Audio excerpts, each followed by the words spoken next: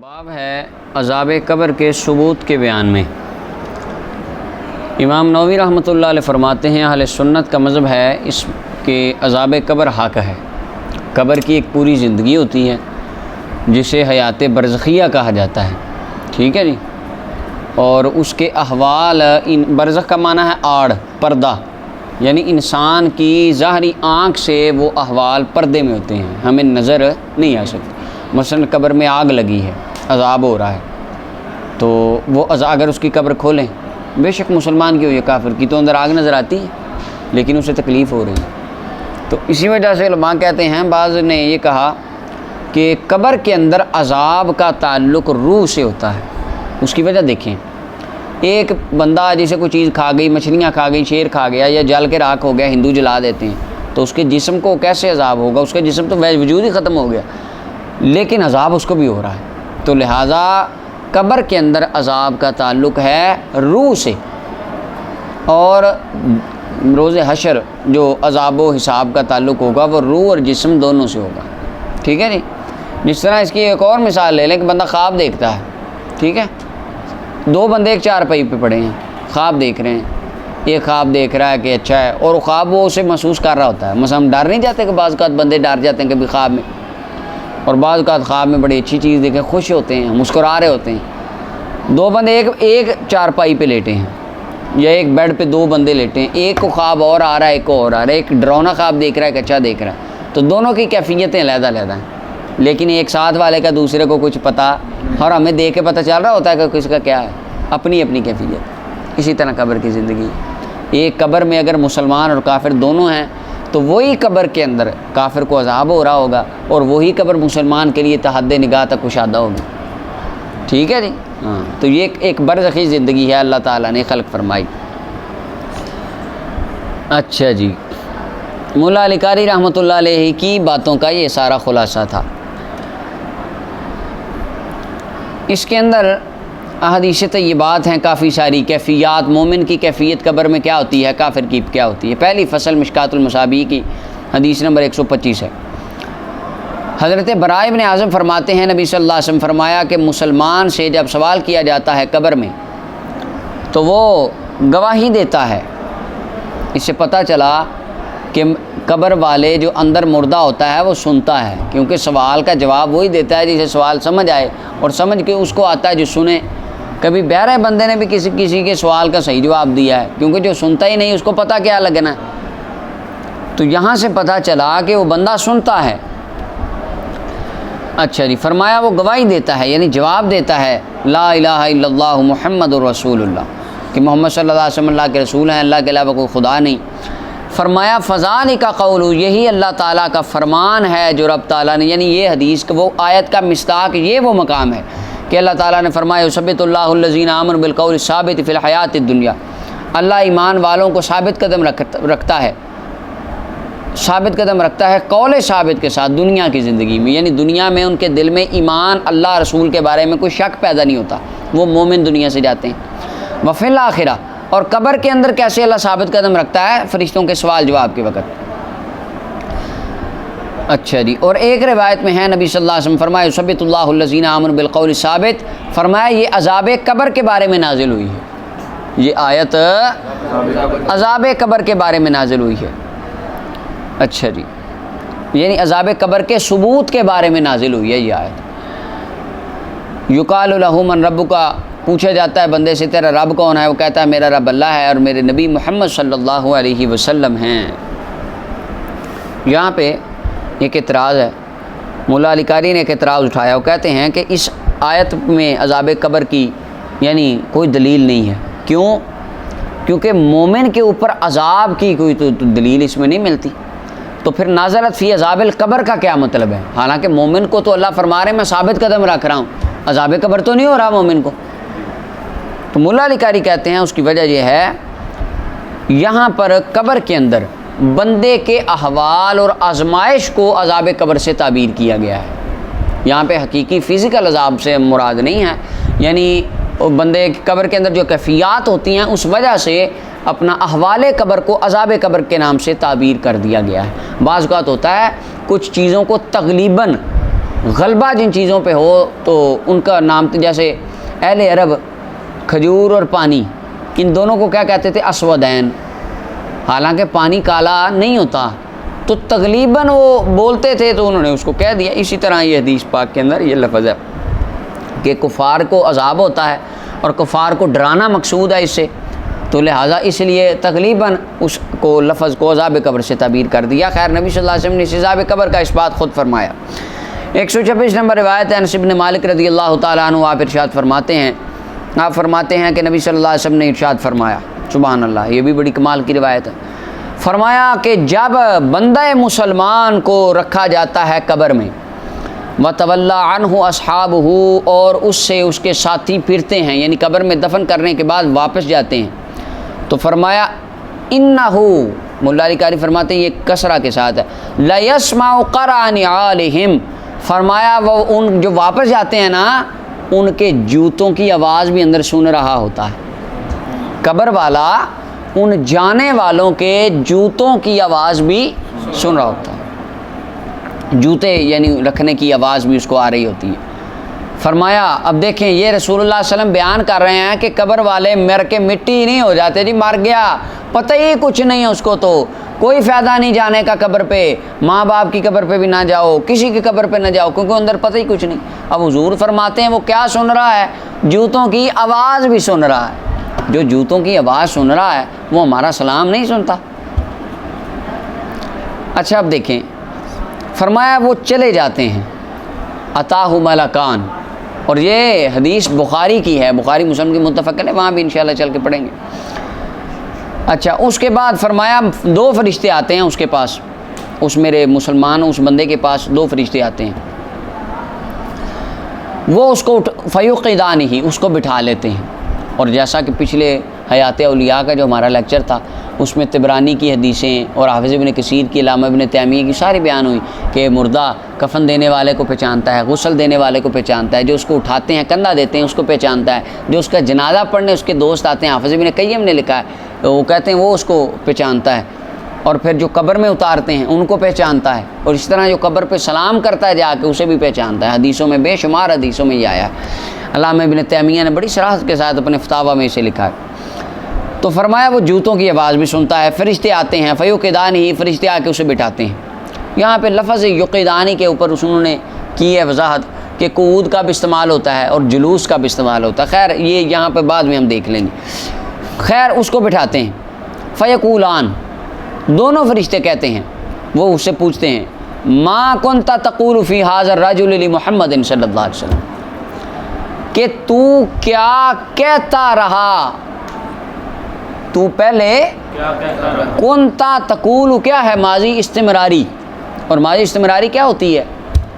جو گزرے ہوئے زمانے میں کسی کام کے استمرار اور دوام پر دلالت کرے، یعنی ما کنتا تقول، کیا تو کہتا رہا ہے، پہلے یہ نہیں کہنا اب کیا کہتا ہے، ہاں یہ نہیں انہوں نے کہنا، کیونکہ فرشتوں نے ہاتھ میں اپنا پکڑے ہونے ہیں زنجیریں، اور وہ آگے آئے گا حدیث میں لوہے کے انہوں نے تھوڑے پکڑے ہونے ہیں، تو وہاں دیکھ کے تو ساروں نے کہنا جی میں سارا کچھ ہی مانتا ہوں، فرشتوں نے کہنا نہیں اب نہیں، کون تا تقول، پہلے دنیا پہ ممبر پہ بیٹھ کے بتا ذرا کیا کہتا ہوتا تھا، نجی محفلوں میں کیا کہتا تھا، کہ نبی کو تو دیوار کے پیچھے کا نہیں پتہ، نبی تو عام انسانوں جیسے بشر ہیں یہ کہتا تھا، یا نبی کے ماں باپ کو کافر ڈکلیئر کرتا تھا، اب بتا کیا کہتا، یا یہ کہتا تھا کوئی نہیں سنتے وہ کچھ نہیں پتہ، کیا کہتا تھا، ما کنت تقول، بتا اب بتا کیا کہتا ہوتا تھا، اب نہیں، ڈنڈے کے ڈار سے تو سارے بول پڑتے ہیں صحیح ہو جاتے ہیں، انہوں نے کہنا اب نہیں۔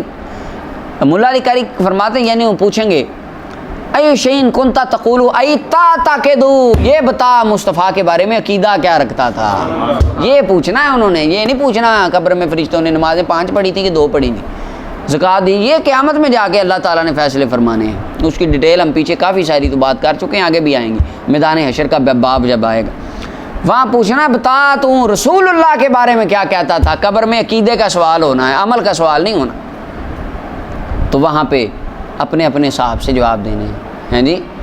اعلیٰ حضرت تاجدار بریلی رحمۃ اللہ علیہ فرماتے تھے کہ میری قبر میرے قد کے برابر گہری بنانا، تو دوستوں نے پوچھا کہ یہ مخالف سنت آپ عمل کیوں کرنا چاہتے ہیں، آپ فرماتے تھے کہ اس لیے کہ جب رسول اللہ صلی اللہ علیہ وسلم قبر میں تشریف لائیں میں اٹھ کے کھڑا ہو کے حضور کا استقبال کر کے ان کی مد و ثنا بیان کروں، ان کی عظمت و شان بیان کروں. یا فرشتے پوچھیں ہاں بھائی احمد رضا بتا تو کیا کہتا تھا، میں حضور کی نعت سنا دوں گا وہاں.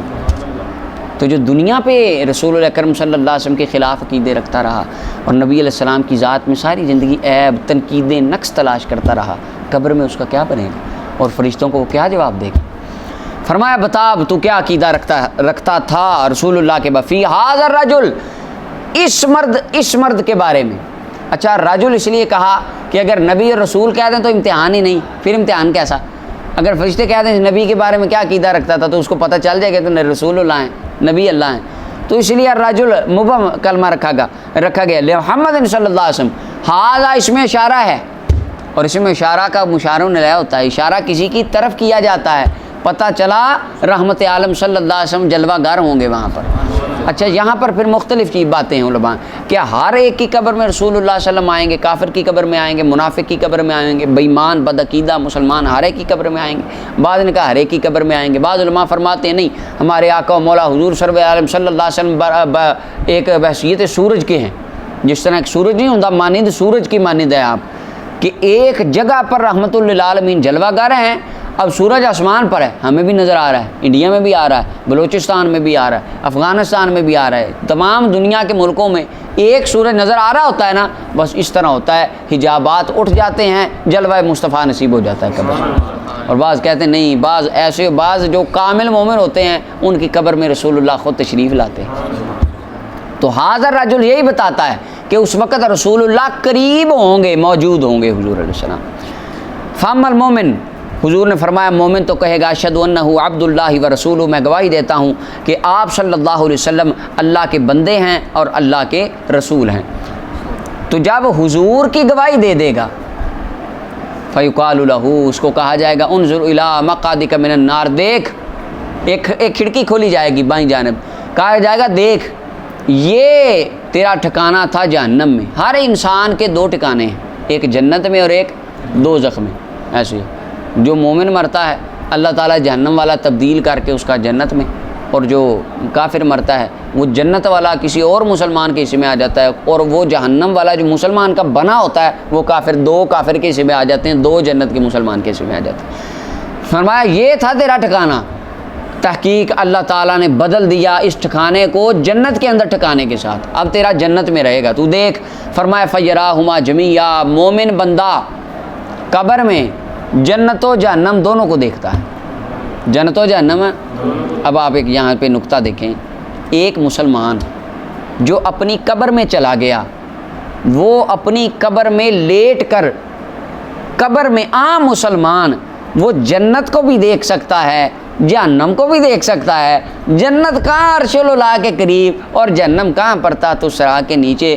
اب مسلمان، عام مسلمان اگر اپنی قبر میں جنت اور جہنم کا مشاہدہ کر سکتا ہے تو رسول اللہ اپنی قبر میں غلاموں کا مشاہدہ بھی فرما سکتے ہیں. حضور پوری کائنات کے تمام غلاموں کا مشاہدہ بھی فرما سکتے ہیں.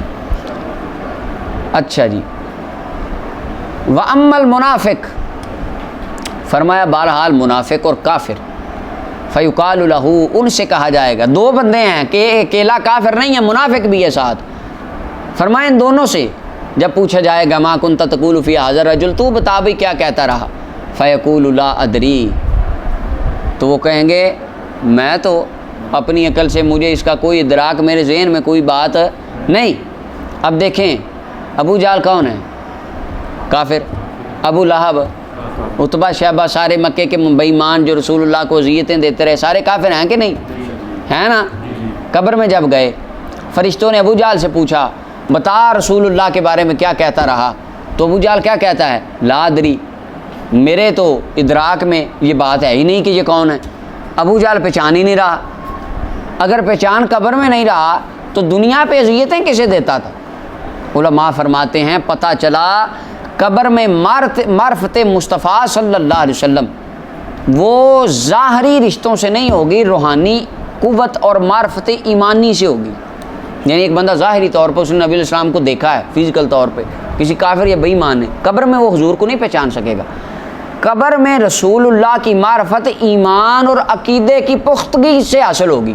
جس کا عقیدہ اچھا ہوگا، عقیدہ سچا ہوگا، وہ قبر میں حضور کو پہچان سکے گا، وگرنہ ابو جہل دیکھ لیں کیا کہہ رہا ہے، میں تو نہیں پہچانتا، مجھے تو نہیں پتا، حالانکہ دنیا پہ اذیتیں نہیں دیتا رہا۔ اچھا ایک اور یہاں پر نقطہ ہے کہ رسول اکرم صلی اللہ علیہ وسلم کی زندگی مبارکہ میں، ظاہری حیات طیبہ میں جو صحابہ کرام فوت ہوئے ان کا قبر میں حساب ہوا نا، امت محمدیہ کا یہ تو ہے، شروع سے حساب تو چل رہا ہے، جبکہ ان کی قبر میں رسول اللہ گئے یا نہیں؟ ظاہری سی بات ہے، کوئی بندہ کسی کے پاس ہے دلیل وہ کہے کہ نہیں ان کی قبر میں حضور کے ان کو دیدار نہیں ہوا، حضور ان کی قبر میں نہیں گئے، ایسا کوئی نہیں۔ تمام مانتے ہیں کہ سرکار ان کی قبر میں گئے، ان کو حضور کا دیدار کرایا گیا، ان سے سوال پوچھا گیا، ایسے ہی ہے۔ اس وقت رسول اللہ اپنے صحابہ میں تھے کہ نہیں؟ صحابہ میں بھی موجود تھے، ظاہری سی بات، اس کے اوپر بھی کوئی دلیل نہیں کہ رسول اللہ صلی اللہ علیہ وسلم کسی مومن فوت ہوا اور حضور مکہ مدینہ میں نہ ہوں تو بعد میں پوچھا گیا، حضور نے فرمایا میں تو اس کی قبر میں گیا تھا، اس سے سوال جواب ہونے تھے، ایسا بھی نہیں ہے۔ ایک وقت میں رسول اللہ اپنے صحابہ میں بھی تھے اور اس غلام کی قبر میں بھی تھے۔ پتہ چلا اللہ کے پیارے، اللہ کے محبوب ایک وقت میں کئی جگہوں پہ موجود ہو سکتے ہیں اللہ کی عطا سے۔ اچھا جی، فرمایا وہ تو کہتا ہے کہ میں وہ اس کو نہیں آتا، کنت اقول ما یقول الناس، وہ منافق اور کافر کہتا ہے میں تو وہی کہتا تھا جو لوگ کہتے تھے، میں وہی کہتا تھا جو باجی جو لوگ کہتے تھے، میں سارے دے نال ہی ہیں جی، میں سب کے ساتھ ہوں۔ اچھا یہاں پہ مولا علی قاری فرماتے ہیں منافق اس طرح کہے گا کیونکہ وہ دنیا میں لا الہ الا اللہ محمد رسول اللہ کہتا ہوگا تقیۃً، تقیہ کرتے ہوئے۔ منافقوں کا کام ہے تقیہ کرنا، ظاہری طور پہ کلمہ پڑھتا تھا لیکن دل کافر تھا، دل کالا تھا، دل بے ایمان تھا، اسے کہتے ہیں تقیہ، ظاہری طور پہ باتیں اور کرنا، اندر بات اور رکھنا۔ تو فرمایا جو یہ کام کرتا ہے اول تو منافق ہے، دوسرا قبر میں جوتیاں پڑنی ہیں اس کو۔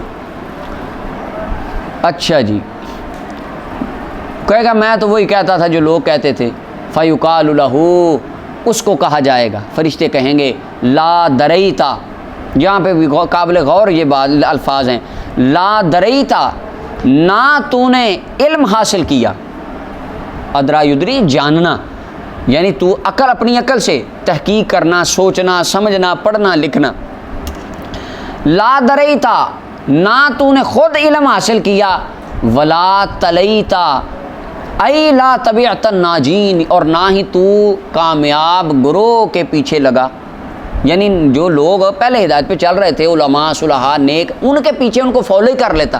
مولانا وحید الزمان حیدرآبادی صاحب اہل حدیث حضرات کے، وہابی حضرات کے عالم ہیں، اس حدیث کی تشریح کے اندر وہ لکھتے ہیں فرشتے کہیں گے نہ تو مجتہد بنا اور نہ مقلد، یا تو مجتہد بنتا، یہاں کسی امام کی پیروی کر لیتا، کم از کم کسی اللہ والے کے پیچھے ہی چل پڑتا، نہ خود پڑھا نہ کسی کے پیچھے چلا۔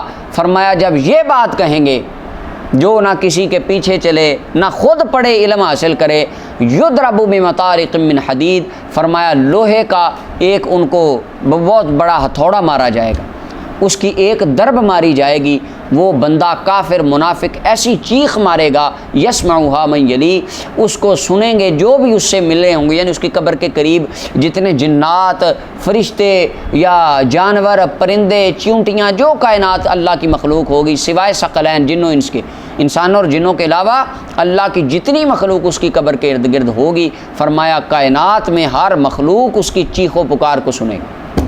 یہ کافر کا حال ہوگا،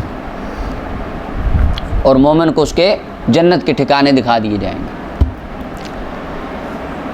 متفق علیہ یہ روایت ہے، اور اس کو یہ امام بخاری رحمۃ اللہ علیہ کے الفاظ ہیں۔ ٹھیک ہے جی، آگے یہاں پہ دیکھیں، اب ایک اور اعتراض ملا علی قاری نے زبردست اٹھایا، فَإِنْ قِيلَ، اگر کہا جائے کیف یکلم الملکان جمیع المکلفین، کہ وہ دو فرشتے پورے مکلفین ایک وقت میں کتنے بندے مرتے ہیں؟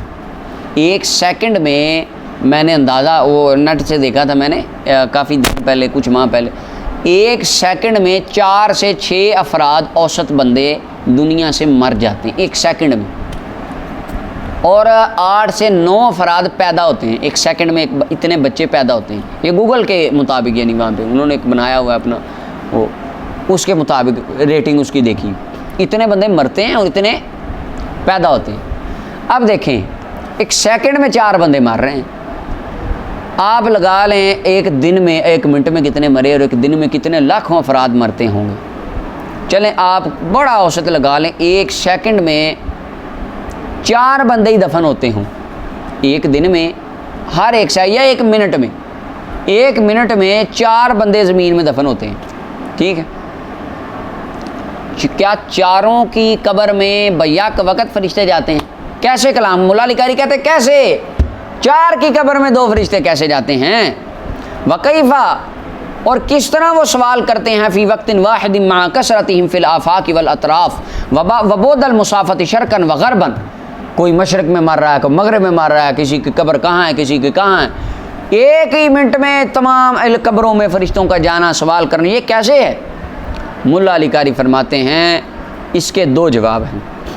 ایک تو جواب یہ ہے یکون لہما اعوان، ان فرشتوں کے مددگار ہیں، جیسا کہ ملک الموت اسرائیل علیہ السلام کے لیے وہ آتا ہے نا، اسرائیل علیہ السلام تھے، ان کے سامنے ایک طاقچہ تھا، فرمایا یہ دنیا ہے جس کی روح نکالنی ہوتی ہے، میں اپنے مددگار بھیجتا ہوں۔ ایک تو یہ ہے، لیکن ان کے بارے میں، منکر نکیر کے بارے میں کوئی صراحت حدیث میں نہیں آتی کہ ان کے ساتھ مددگار فرشتے ہیں جو جاتے ہیں اور جا کر مختلف سوال کر۔ نبی علیہ السلام فرمایا منکر نکیر ہی آتے ہیں۔ دوسرا جواب بڑا زبردست ہے، کہتے ہیں جمیع الارض مکشوف لہما وفی نظرہما، پوری کائنات ان کے سامنے اللہ تعالیٰ نے کھول رکھی ہے، پوری دنیا ان کے سامنے واضح ہے، ان کے سامنے کھلی ہے۔ جس قبر میں جب کو بندہ مرتا ہے، یہ فرشتے اپنی اس خدا داد قوت کی وجہ سے سوال ہر ایک سے 1 منٹ میں کر سکتے ہیں۔ اگر منکر نکیر کو اللہ نے یہ قوت دی کہ پوری کائنات ان کے سامنے عیاں ہے، تو سوچیں رحمت للعالمین کو اللہ نے کتنی قوت عطا فرمائی۔ لہٰذا ہمارے آقا و مولا حضور سرور عالم صلی اللہ علیہ وسلم بھی پوری کائنات میں جب چاہیں، جہاں چاہیں، جس وقت چاہیں آپ تشریف لے کے آ سکتے ہیں۔ اللہ اکبر۔ اور یہاں سے یہ بھی پتہ چلا کہ ایک وقت میں اللہ کے فرشتے، اللہ کے بندے کئی جگہ پر ہو سکتے ہیں، ٹھیک ہے جی۔ یہ بخاری کی روایت ہے، یہاں پہ بھی نشانی لگا لیں۔ اگلی روایت ہے حدیث نمبر 127 ہے مشکات کی، یہ بھی متفق علیہ بخاری مسلم کی روایت ہے۔ عبداللہ بن عمر فرماتے ہیں نبی صلی اللہ علیہ وسلم فرمایا بے شک تمہارا ایک بندہ جب مرتا ہے پیش کیا جاتا ہے اس پر اس کا ٹھکانہ صبح اور شام، روزانہ صبح و شام اس کو اس کا ٹھکانہ دکھایا جاتا ہے۔ اب یہ ذرا حدیث کا ذہن میں رکھنی ہے آپ نے، اگر تو اہل جنت سے ہو تو وہ بندہ جنتی ہے، اگر اہل نار میں سے ہو تو وہ بندہ جہنمی، اس کو ٹھکانہ دکھایا جاتا ہے۔ صبح کو بھی فرشتے جہنم دکھاتے ہیں، ادھر تو نے جانا بیٹا، شام کو بھی دکھاتے ہیں ادھر، اگر جنتی ہے صبح کو بھی اوے ادھر ہی جانا تو نے، صبح شام جنت دیکھتا ہے، خوش ہوتا ہے۔ فیقال ھذا مقعدک، کہا جاتا ہے یہ تیرا ٹھکانہ ہے، حتیٰ کہ اللہ تعالیٰ تجھے تیرے اس ٹھکانے کی طرف اٹھائے گا، قیامت کے دن بھیجے گا۔ ابھی تو نے ادھر ہی رہنا ہے، پھر ادھر اینڈ پہ تو نے ادھر ہی جانا ہے، فرشتے پہلے بتا دیتے ہیں۔ 128 نمبر روایت میں عائشہ فرماتی ہیں کہ یہودیہ آئی، یہودیہ داخل ہوئی آپ پر، اماں پاک کے پاس آئی، آ کے کہنے، اس نے ذکر کیا عذاب قبر کا، اور اماں عائشہ صدیقہ رضی اللہ عنہ کو کہنے لگی اللہ تعالیٰ آپ کو عذاب قبر سے بچائے۔ سیدہ عائشہ صدیقہ رضی اللہ تعالی عنہا نے رسول اللہ صلی اللہ علیہ وسلم سے سوال کیا، پوچھا عذاب قبر کے بارے میں، حضور نے فرمایا نعم عذاب القبر حق، فرمایا ہاں وہ یہودیہ ٹھیک کہہ کے گئی۔ یہودیہ نے پڑھا تھا نا تورات میں کہ عذاب قبر کا، کہ اس میں بھی قبر کا عذاب کے بارے میں لکھا ہے، یہودیوں کے بارے میں، یہودیوں کا بھی اس کے بارے میں عقیدہ ان کی کتابوں میں لکھا تھا کہ قبر میں عذاب و سزا ہوتی ہے۔ تو نبی صلی اللہ علیہ وسلم فرمایا ہاں عذاب قبر حق ہے۔ اماں عائشہ صدیقہ فرماتی ہیں اس کے بعد میں نے نبی صلی اللہ علیہ وسلم کو جب بھی دیکھا نماز پڑھتے ہوئے آپ عذاب قبر سے اللہ تعالیٰ کی پناہ مانگتے۔ کیا حضور پہلے پناہ نہیں مانگتے تھے، اس کے بعد مانگتے؟ محدثین کہتے ہیں کہ کان یتعوذ منہ قبل ھذا سرا، رسول اللہ صلی اللہ علیہ وسلم اس سے پہلے عذاب قبر سے پناہ مانگتے تھے لیکن سری طور پر۔ اور جب آپ نے یہ دیکھا کہ عائشہ صدیقہ کو رضی اللہ عنہ کو اس کا نالج نہیں ہے، تو حضور علیہ السلام محسوس فرمایا کہ کئی صحابہ کو اس کا نالج نہیں ہوگا، اس کا علم نہیں ہوگا، تو آقا کریم علیہ السلام نے اس کے بعد پھر جہری طور پر تعلیم امت کے لیے بلند آواز سے عذاب قبر سے پناہ مانگنا شروع فرما دی۔ اس کے اندر تعلیم امت تھی۔ وگرنہ اللہ کے نبیوں سے تو سوال جواب ہی نہیں ہونا، عذاب کا تو نعوذ باللہ تصور ہی پیدا نہیں ہوتا، سوال نبیوں سے سوال ہے نہیں۔ ہاں جی، اس کی وجہ قبر کے اندر پہچان کس کی کروائی جانی؟ رسول اللہ کی۔ اگر کوئی بندہ کہے حضور سے بھی سوال تو حضور کو کس کی پہچان کرائی جائے گی؟ لہٰذا آقا کریم علیہ الصلوۃ والسلام آپ خود امتحان کا مرکز ہیں کہ آپ کی ذات سے امتحان لیا جائے گا، آپ کی ذات سے لوگوں سے امتحان لیا جائے گا، آپ کی ذات کو مرکز بنا کے، نہ کہ یہ کہ نبی صلی اللہ علیہ وسلم سے فرشتہ آ کے سوال کرے۔ فرشتوں کے اتنی اللہ تعالیٰ نے ان کو اجازت نہیں دی، بلکہ وہ طبرانی کی حدیث گزر گئی کہ جناب اسرائیل علیہ السلام تین فرمایا عائشہ بیٹی فاطمہ یہ 3 دن سے جو دروازہ کھڑکا رہا ہے یہ کون ہے؟ اسرائیل علیہ السلام، ملک الموت۔ تو فرشتوں کی تو اتنی بھی نہیں کہ وہ اجازت کے بغیر رسول اللہ کے کاشانہ اقدس میں داخل نہیں ہو سکتے، اللہ تعالیٰ نے انہیں اجازت نہیں دی۔ تو لہٰذا رسول اللہ سے اور دیگر انبیاء سے قبر میں کوئی سوال نہیں ہوتا۔ اچھا جی، آگے اگلی حدیث پاک 34 زید بن ثابت فرماتے ہیں رسول اللہ صلی اللہ علیہ وسلم کی بارگاہ میں آقا کریم علیہ السلام بنی نجار کے ایک باغ میں جا رہے تھے، علی بغلۃ لہ، ایک خچر پر آپ سوار تھے، ونحن معہ، ہم حضور کے ساتھ تھے، اچانک خچر بدک پڑا، یعنی خچر گھبرا گیا، قریب تھا کہ خچر نبی اکرم صلی اللہ علیہ وسلم کو اپنی پشت مبارک سے زمین کی جانب ڈال دے، یعنی اتنا بدکا اور وہ گھبرا گیا۔ اور اچانک آگے 6 یا 5 قبریں تھیں، وہ جو سواری تھی وہ بدکی اس لیے آگے قبریں تھیں۔ فقال، نبی صلی اللہ علیہ وسلم فرمایا ان قبر والوں کو کون پہچانتا ہے؟ یعنی کون جانتا ہے یہ بندے کون ہیں، کہاں کے رہنے والے ہیں، کب فوت ہوئے ہیں، ان کا عقیدہ کیا تھا، ایمان کیا تھا، کون جانتا ہے؟ ایک بندہ کہنے لگا حضور میں۔ قال فما ماتوا، فرمایا کب مرے تھے یہ؟ قال فی الشرک، عرض کی یا رسول اللہ یہ بتوں کے پجاری تھے اور زمانہ جاہلیت میں بتوں کو پوجتے پوجتے مرے۔ تو اس وقت نبی صلی اللہ علیہ وسلم نے ارشاد فرمایا، اب دیکھیں سواری کیوں بدکی؟ آگے قبریں تھیں، ہم بھی سواری پہ جاتے ہیں، گھوڑے پہ آپ لے جائیں قبرستان سے، گھوڑا ہمارا تو کبھی نہیں بدکا۔ ذات مصطفیٰ صلی اللہ علیہ وسلم جس سواری پہ سوار تھی، اللہ نے اس خچر کو یہ فراست دی کہ اس کو قبروں کا حال نظر آنے لگ گیا۔ اگر رسول اللہ صلی اللہ علیہ وسلم کسی سواری پر سوار ہو جائیں تو ذات مصطفیٰ کی برکت سے اس کے اوپر اتنے انوار و تجلیات الہی کا نزول ہوتا ہے کہ اس کے آنکھوں کے حجاب ختم ہو جاتے ہیں اور اس کو قبر کا حال نظر آنے لگ جاتا ہے۔ تو رسول اللہ صلی اللہ علیہ وسلم اپنے جس غلام کی طرف نگاہ رحمت کر دیں، اس کو بھی تو یہ مقام مل سکتا ہے کہ اگر وہ کسی قبر والے کی طرف نگاہ ڈالے اللہ اس کو بھی اس کے حالات بتا دے۔ ایسا ہو سکتا ہے، یہ حدیث بتاتی ہے۔ اچھا جی، اس وقت نبی کرم صلی اللہ علیہ وسلم نے ارشاد فرمایا یہ امت یعنی یہ امت سے مراد جن سے انسان، یہ گروہ انسانیت، فرمایا آزمائے جاتے ہیں اپنی قبروں میں۔ فلولا اللہ تدافنوا، اگر مجھے یہ ڈر نہ ہوتا کہ تم اپنے مردوں کو دفن ہی نہیں کرو گے، میں اللہ سے ضرور دعا کرتا کہ اللہ تمہیں عذاب قبر سناتا جو میں سنتا ہوں۔ فرمایا مجھے ڈر ہے کہ اگر میں دعا کر کے تمہیں عذاب قبر سنا دوں تم اپنے مردوں کو دفن کرنا ہی چھوڑ دو۔ اللہ اکبر۔ پھر ہماری جانب متوجہ ہوئے رسول اللہ صلی اللہ علیہ وسلم، فرمایا تعوذوا باللہ من عذاب النار، عذاب نار جہنم کے عذاب سے اللہ کی پناہ مانگو۔ عرض کی حضور ہم نے پناہ مانگی اللہ کی جہنم کے عذاب سے۔ فرمایا پھر اللہ کی پناہ مانگو عذاب قبر سے۔ حضور ہم نے پناہ مانگی عذاب قبر سے اللہ کی۔ فرمایا پناہ مانگو ظاہری اور باطنی فتنوں سے۔ عرض کی حضور ہم نے اللہ کی پناہ مانگی ظاہری اور باطنی فتنوں سے۔ فرمایا پناہ مانگو اللہ کی فتنہ دجال سے، اللہ کی پناہ میں جاؤ فتنہ دجال سے۔ حضور ہم پناہ میں گئے فتنہ دجال سے، اللہ کی پناہ حاصل کرتے ہیں۔ یعنی دیکھیں دجال کا جو فتنہ ہے نا، یہ دنیا کائنات کا سب سے بڑا فتنہ ہوگا، اس میں بڑے بڑے لوگ غرق ہو جائیں گے۔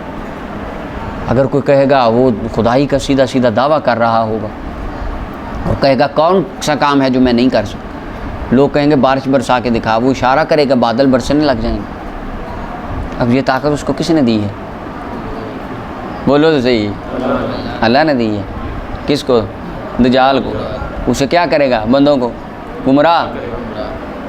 جو رب دجال جیسے شیطانوں کو ڈھیل دینے کے لیے طاقت دے سکتا ہے، وہ اپنے پیارے ولیوں کو لوگوں کو صراط مستقیم کی طرف لانے کے لیے طاقت نہیں دے سکتا؟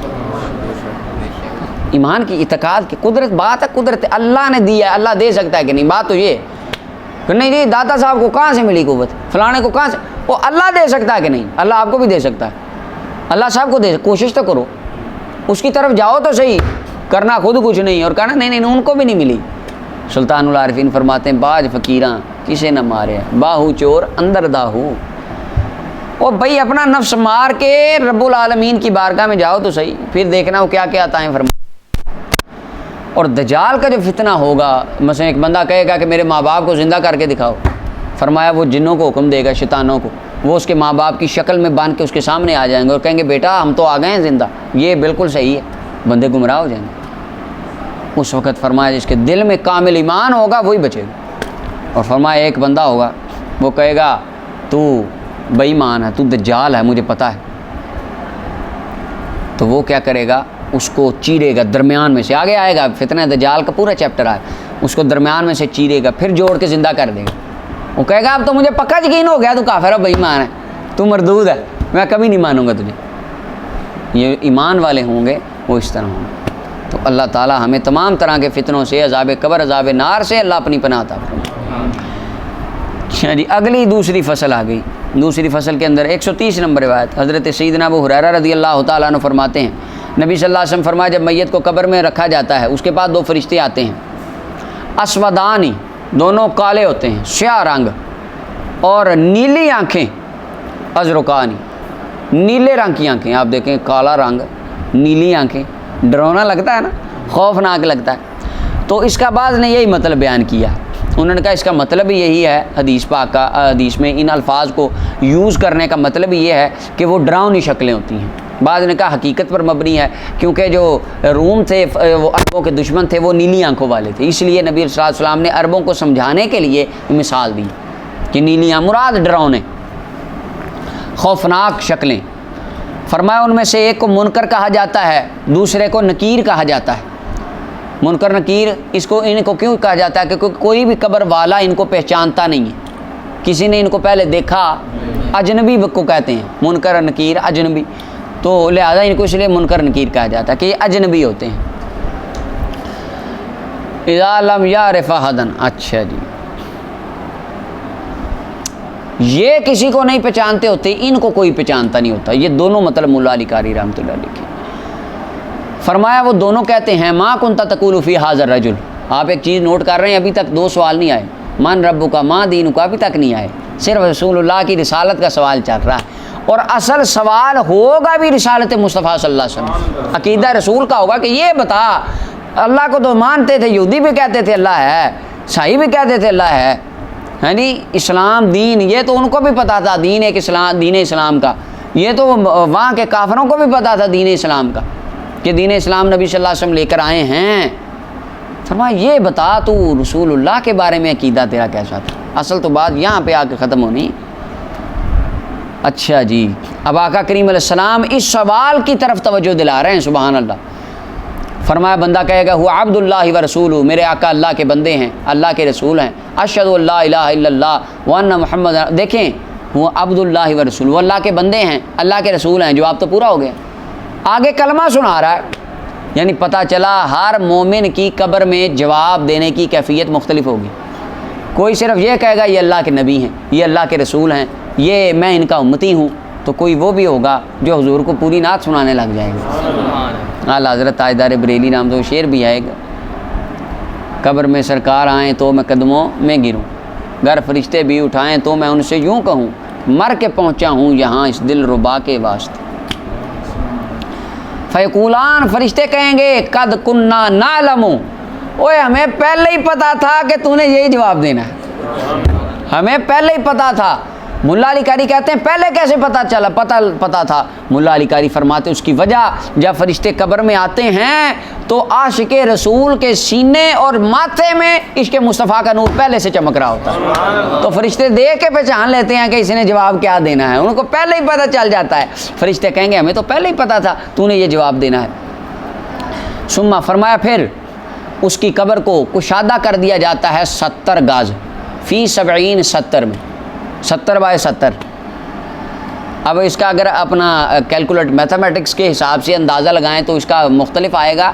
اگلی حدیثوں میں آتا ہے مد البصر تک اس کی قبر کھول دی جاتی ہے. اور ملا علی قاری اور دیگر محدثین نے یہی تصریح کی 70 سے مراد عدد کثیر ہوتا ہے کہ جب اکثر طور پر اہل عرب 70 کا لفظ بولتے تھے تو اس سے مراد عدد کثیر. جیسے پہلے مثالیں دے چکے ہیں. کچھ جلسے میں ہم کیا کہتے ہیں نکال تو پورا ملک آیا تھا. پورا ملک نہیں آیا ہوتا, ملک کا ایک شہر بھی پورا نہیں ہوتا کہ آیا ہوتا. مراد عدد کثیر ہوتی ہے. تو یہاں پر بھی ہے کہ فرمایا اس کی قبر کو بہت زیادہ کھول دیا جاتا ہے, کشادہ کر دیا جاتا ہے.